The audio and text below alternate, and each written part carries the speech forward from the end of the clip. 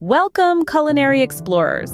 Today we're tackling an all-too-familiar South African phenomenon, load shedding, but we're spinning it into a chance to create some scrumptious, no-electricity-required dishes. First off, the biltong salad, a no-cook marvel that's both flavorsome and satisfying.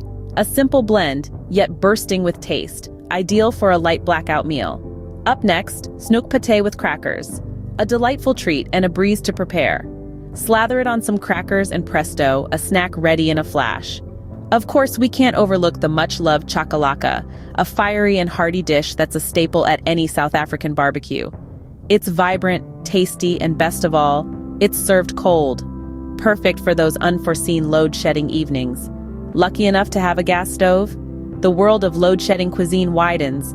A personal favorite is tomato bready, a rich stew that's sure to keep you toasty and content. So there you have it, folks. Load shedding may rob us of our power, but it can't steal our kitchen creativity. For more in-depth recipes and load-shedding meal ideas, explore the links in the description below. Remember to like, share, and subscribe for more culinary escapades.